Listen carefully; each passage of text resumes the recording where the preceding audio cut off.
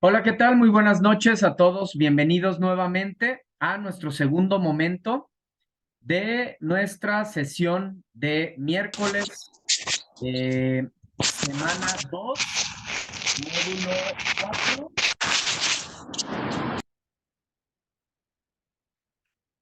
textos y visiones del mundo. Muy bien, llegamos a esta parte que es sumamente interesante de cómo ha cambiado, cómo ha venido evolucionando la literatura aquí en nuestro país. Entonces, hablamos de estos grandes periodos históricos.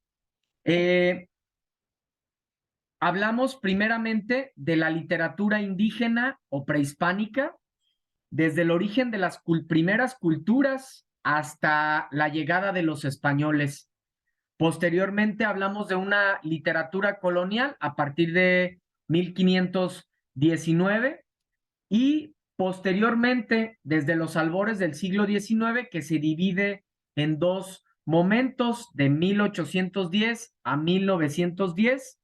La literatura es utilizada como un medio de expresión e instrumento político. Y aquí surgen algunos movimientos literarios como el romanticismo, el modernismo.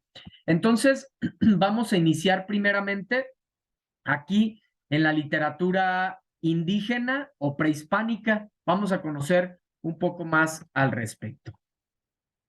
Bien, primeramente, cuando hablamos de una literatura prehispánica, hablamos del conjunto de expresiones literarias propias de las culturas autóctonas de nuestro continente, que han llegado a nosotros pues gracias a la tradición oral y a traducciones de los cronistas, algunos vestigios arqueológicos, ¿sí? Porque, bueno, sabemos también que gran parte de este legado, pues, desapareció, fue quemado, fue saqueado a la llegada de los españoles, que es algo muy común, pues, cuando hablamos de colonización, ¿no? Pues, puesto que el grupo que coloniza, pues quiere desaparecer todo rastro para ellos eh, proliferar en su cultura.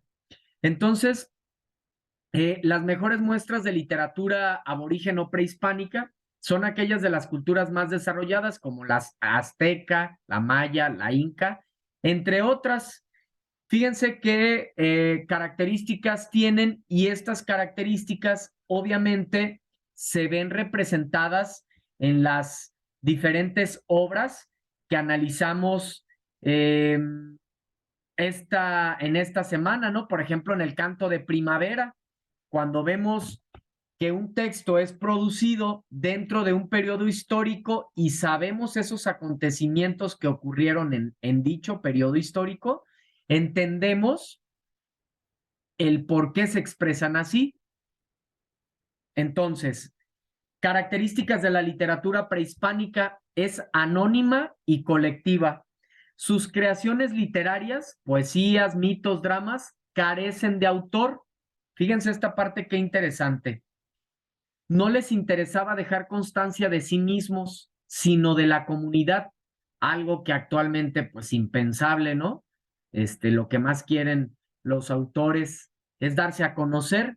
En este tiempo, pues había una conciencia, pues como más apegada, más sensible a la naturaleza misma, al cosmos, a los dioses, al fuego, al aire, al viento.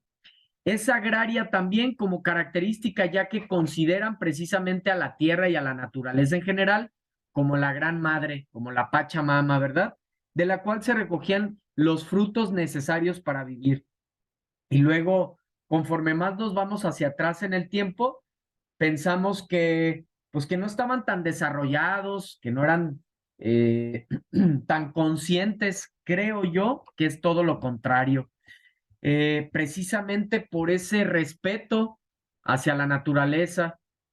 Sabemos, nos damos cuenta hoy en día de pues todo lo que nos ha tocado experimentar.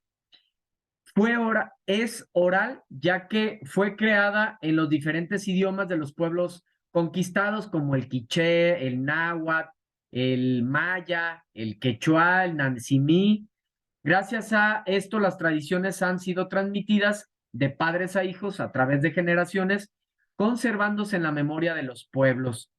Es panteísta también la literatura prehispánica, ya que tenía una relación directa con los elementos de la naturaleza, el sol, la luna, el rayo, el jaguar, convirtiendo a todos ellos en seres animados a los que se rendía culto y adoración.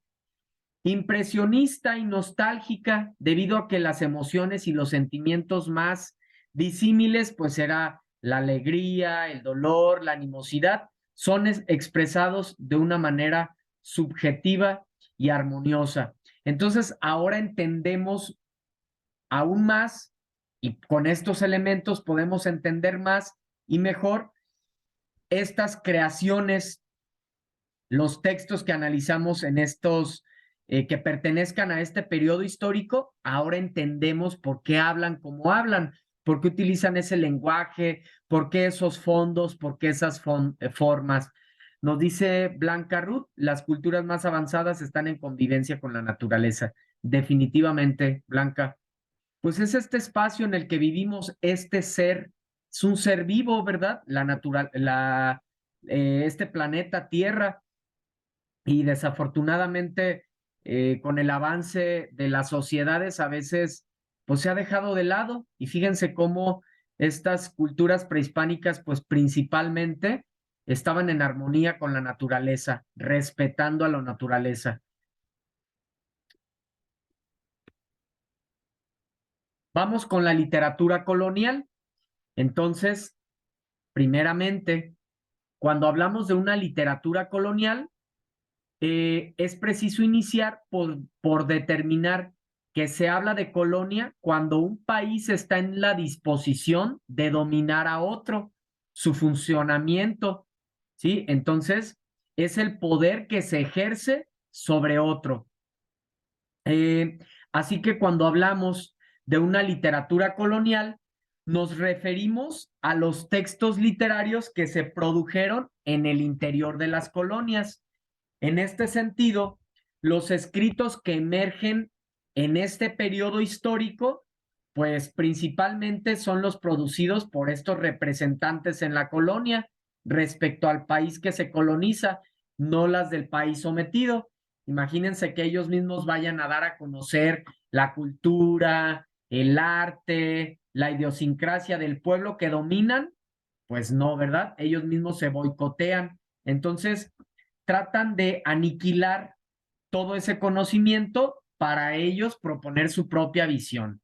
Entonces, algo, pues digamos que, por decirlo menos, desafortunado, pero nosotros ya somos producto, pues también de este mestizaje, pero vale la pena saber de dónde venimos, ¿no? También estas culturas tan extraordinarias, tan ricas, que también es parte, somos parte de ellas y que vale la pena rescatarlas, que vale la pena identificarlas y desidentificarnos de otros conocimientos y precisar realmente qué es lo que ha pasado en nuestro país.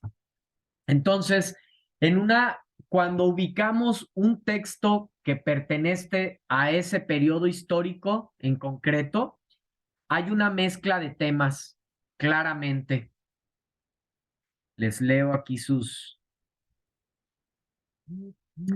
Así es, Blanca. La historia es contada por los conquistadores y la escriben a su manera, a su conveniencia, definitivamente.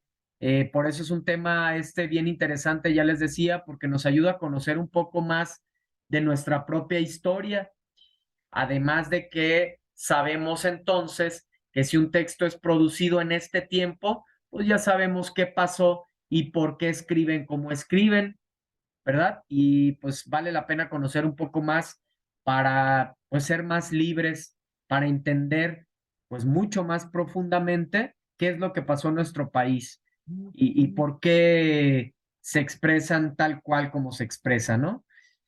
Eh, Hay mezcla de temas. Otro de los rasgos fundamentales de la literatura colonial tiene que ver con la variedad de temas que se pueden mezclar en cada uno de estos textos. En este sentido y durante su desarrollo, ha sido posible identificar temáticas variadas relacionadas con el amor, la religión, obviamente, ¿verdad?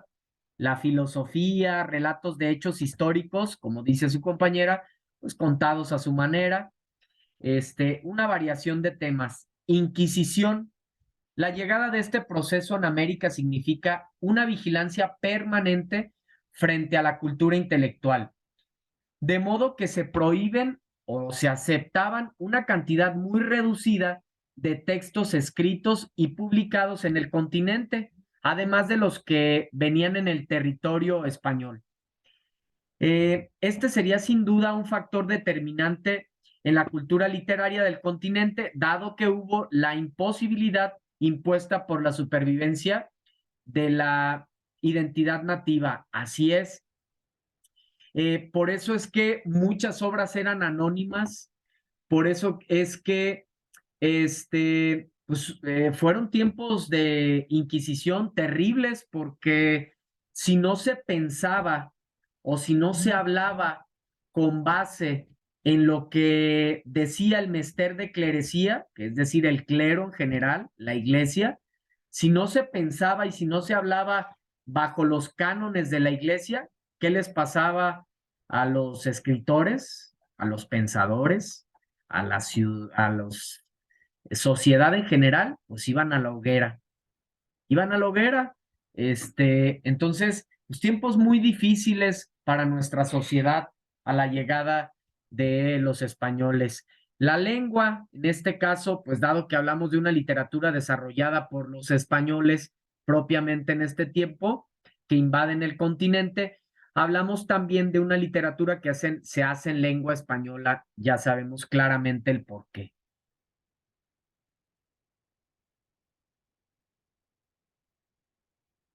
Sí, así es. Blanca nos dice, es un cambio del contexto cuando la religión interviene en la historia de un país. Así es. Blanca, gracias por tus comentarios. Entonces ya sabemos de dónde vienen todos estos pensamientos, religión y demás, ¿no? Que es respetable, pero vale la pena conocer para tener como que una opinión aún más crítica, ¿no? Saber realmente de dónde viene todo esto. Distribución de los textos, si bien la llegada de la imprenta posteriormente permitirá la circulación de una gran cantidad de textos de forma masiva, esto sucede tiempo después del auge de la literatura colonial como tal. Por ello, en este momento se habla de una distribución que se hace a través de copias manuscritas, ya que, como decíamos, la llegada de la imprenta se dio posteriormente. Obviamente van a exaltar a los reyes y a los conquistadores, ¿verdad? ¿Cómo van a hablar mal de sí mismos? Esta literatura se caracterizó, entre otras cosas, por las figuras que resalta en sus relatos. De este modo, los papeles que solían exaltarse eran precisamente la de los reyes, los conquistadores, los gobernantes, entre otras figuras de poder, particularmente en la escritura de textos históricos de la literatura colonial. También se regresa a estructuras formales. Se regresa a estructuras formales, ya que, por ejemplo, en la literatura prehispánica, estos textos tienen una estructura y un fondo y una forma mucho más libre a la llegada de esta colonización. Un punto esencial en su producción fue el regreso a las principales estructuras formales que habían sido empleadas por los poetas en el siglo de oro, entre las que se encontraban a menudo el soneto. Además de esto, la mística y la muerte pasan a ser temas relevantes en la literatura colonial, como lo había sido también en la literatura del barroco producido en España. Entonces, así a lo largo del tiempo y a lo largo de los distintos periodos, hay formas diferentes. hablamos en un momento de libertad y luego en otro momento hablamos de todo lo contrario, de que tienen que ser formas muy precisas, formas muy concretas. Precisamente se encontraba el soneto. El soneto es una composición poética constituida por 14 versos en decasílabos, es decir, versos de 11 sílabas. Forzosamente tienen que tener 11 sílabas los versos, si no, no es un soneto. Tiene que tener rima, en fin, muchísimos elementos de métrica, muchos elementos muy en específico, ¿sí? Y que reflexionábamos también en la sesión anterior, hablábamos de el tipo de lenguaje, ¿no? Que a veces lo complicaba. Bueno, este tipo de lenguaje es preciso como son modas, formas distintas que va adoptando la sociedad y que creen que así es como debe de ser, ¿no? Entonces, ahora entendemos que si el texto fue producido en este periodo histórico, ya sabemos el por qué, porque aquí se exalta mucho la forma, quieren ser muy abundantes, muy ricos en cuanto a la forma. Sigo aquí leyendo sus comentarios. En México se formaron los corridos como un medio de interpretación del pueblo. Así es, Blanca, los corridos, no todos los corridos, ya profundizaremos en ello, pero así es, los corridos es lo que conocemos como lírica popular y a través de estos corridos, pues también se comparten la idiosincrasia, la cultura de los pueblos. Vamos ahora con la literatura en el siglo XIX. Denme unos segunditos.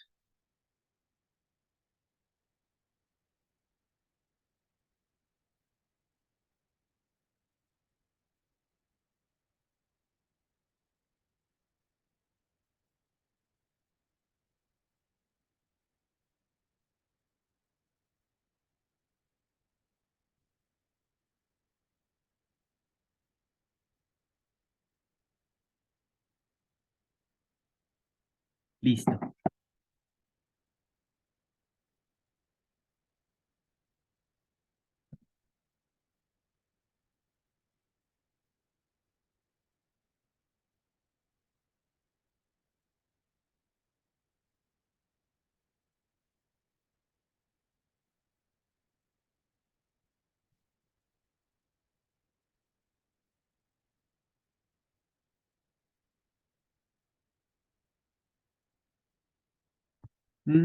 Ok.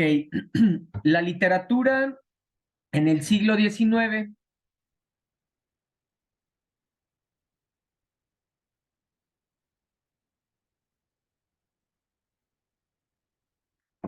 Les leo aquí. Nos dice Dorali, una pregunta. ¿La literatura barroca es igual que la literatura gótica? No. Sí hay diferencias, Dorali, muy específicas, ¿sí? Sabemos que estos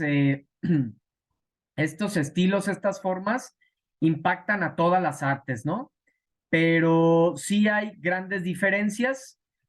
Por mencionar algunas, por ejemplo, en el caso de la pintura, el arte gótico hace uso de técnicas de pintura como el óleo y el temple, ¿sí? En el caso del barroco, usa una técnica pictórica y aplicada a las pinturas sobre el óleo, y en el fresco, en el naturalismo, ¿sí? Entonces, los colores también.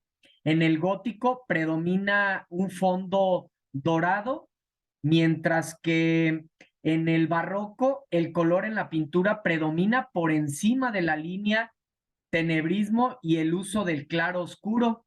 Y así sucesivamente, ¿no? Hay grandes diferencias muy marcadas. Si en algún momento te interesa conocer más al respecto, te puedo mandar ahí información para profundizar, pero sí hay grandes diferencias entre estos movimientos.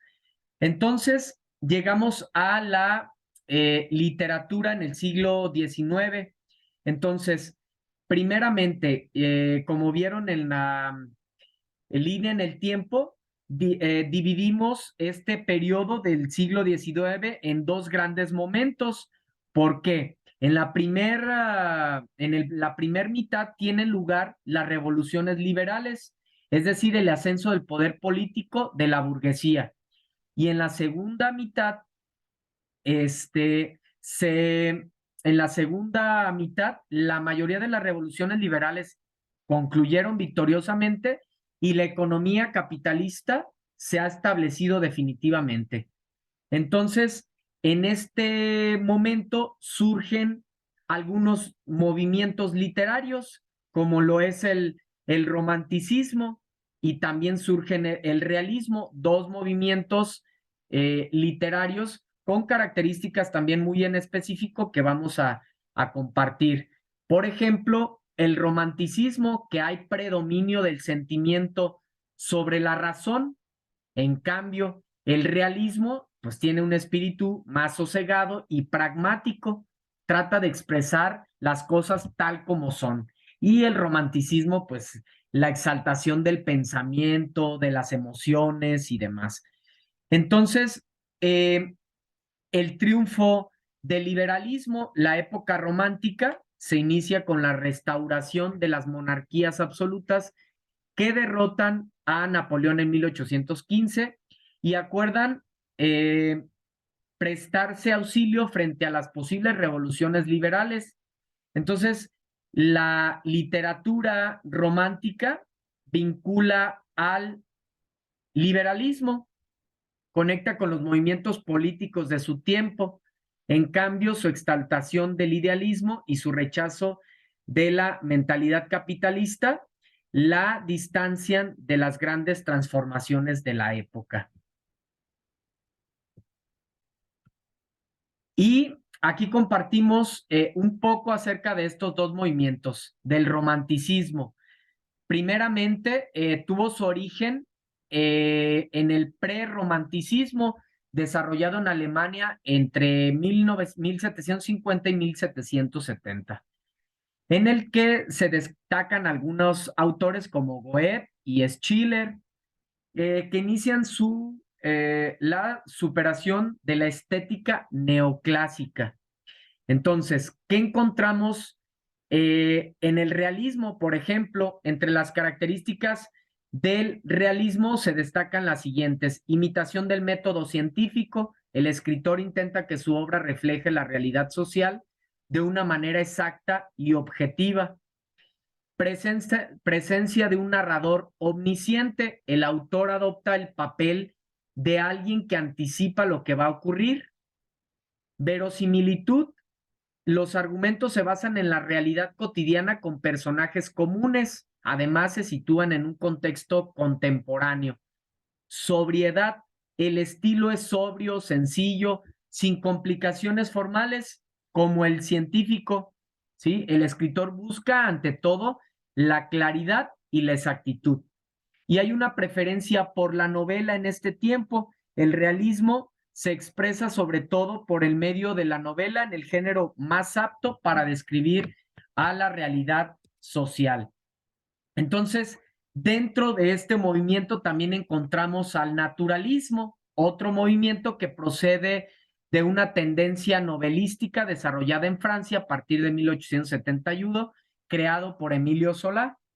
Se trata de que el novelista estudie a sus personajes y los describa con una exactitud científica, mostrando que su conducta obedece a la influencia de la herencia biológica y el ambiente social en el que viven. Por eso es que se retratan de esa manera, ¿no? Como muy apegados a la realidad. Para lograr estos objetos, el escritor naturalista imita el método científico, que es la observación y la documentación de ambientes y personajes comprobado con una comprobación de datos. Fíjense bien, a continuación les voy a presentar, nada más denme un minutito para podérselos proyectar.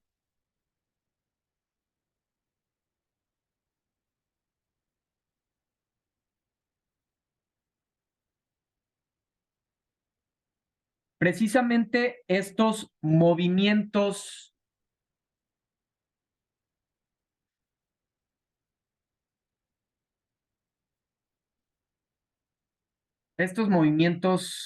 literarios.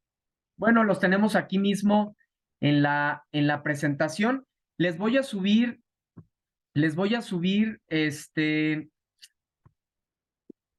esta infografía de los movimientos literarios, pero por cuestión de tiempo me gustaría abordarlos en la siguiente sesión.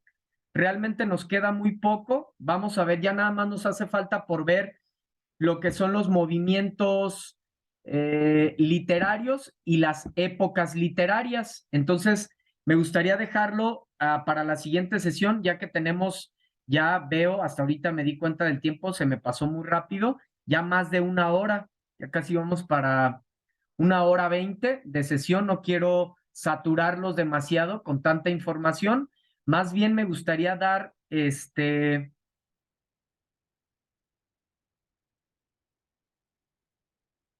espacio para preguntas, alguna pregunta concreta que tengan con respecto a sus actividades.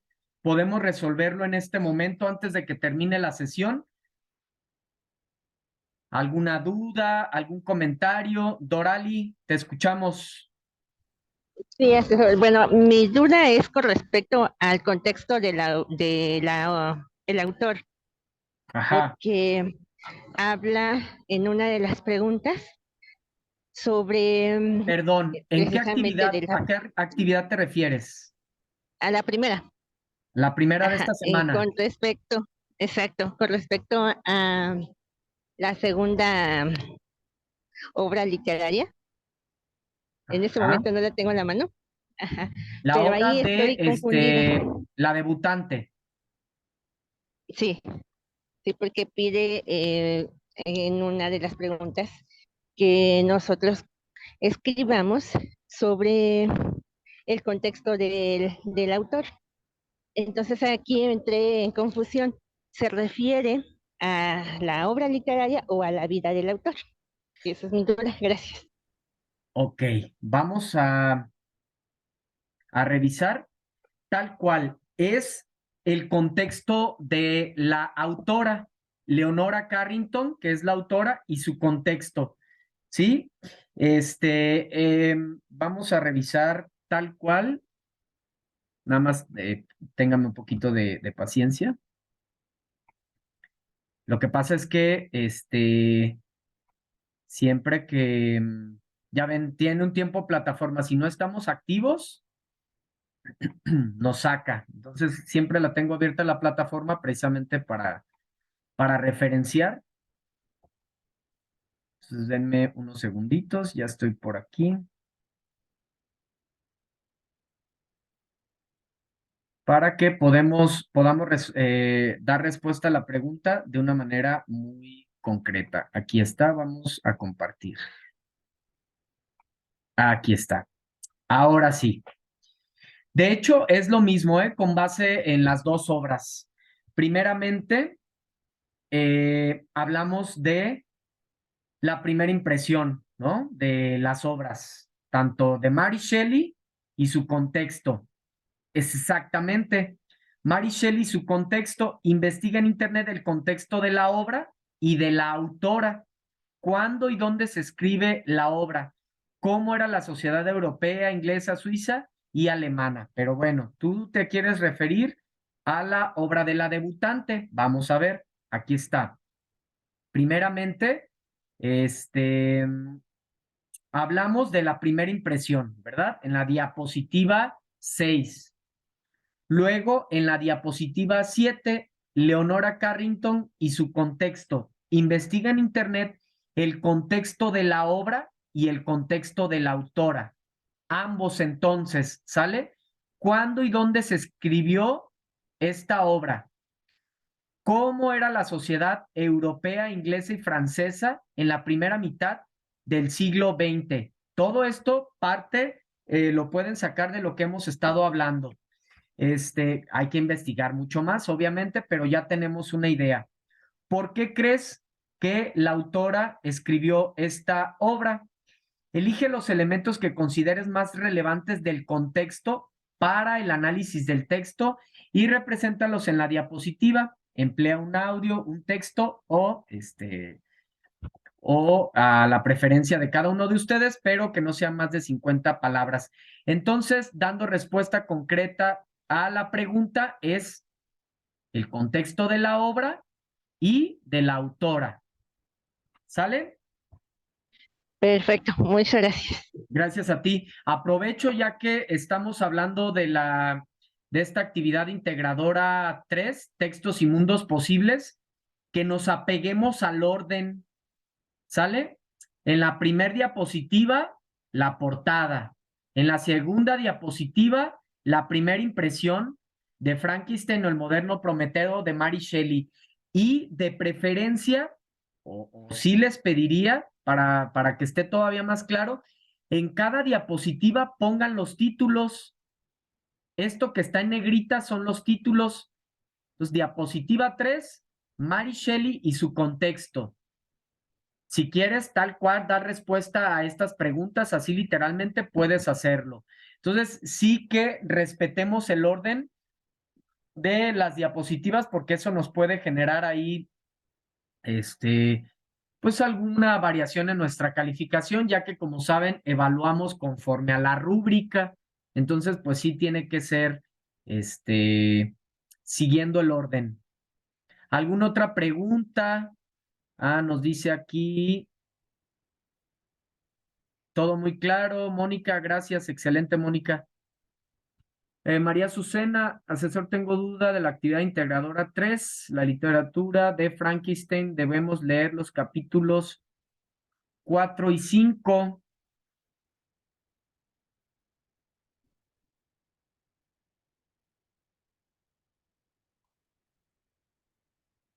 Sí, así es,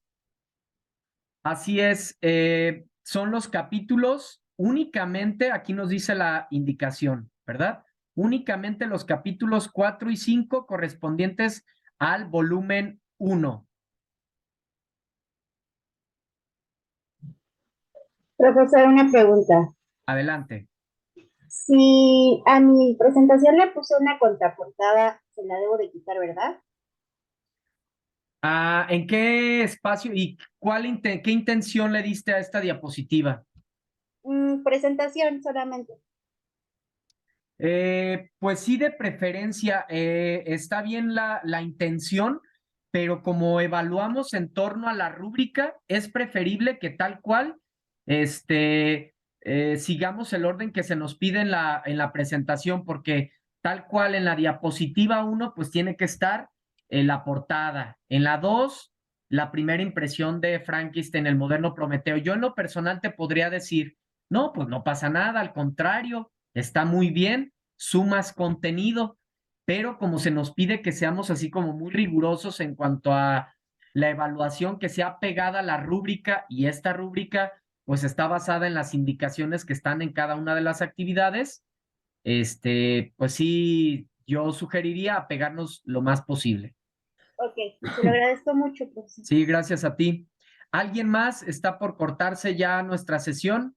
Si no hay ninguna otra pregunta, con esto concluimos y nos encontramos, primeramente Dios, el viernes para terminar de ver las épocas literarias. Ya no quise abordarlo ahorita para no hacerlo a la carrera, es un tema muy profundo, extenso. Lo que sí, desde hoy les voy a subir la infografía que les comentaba para que puedan identificar el movimiento literario al que pertenecen las obras. Ahí en esa infografía les va a quedar muy claro, además de que es muy, muy creativa. No, muchas gracias. Perfecto. Entonces, gracias por estar presentes, gracias por acompañarnos en esta casi hora y media de sesión. Nos encontramos primeramente el próximo viernes, este viernes, en un par de días. Como saben, sigo al pendiente de cualquier duda, aunque no tengamos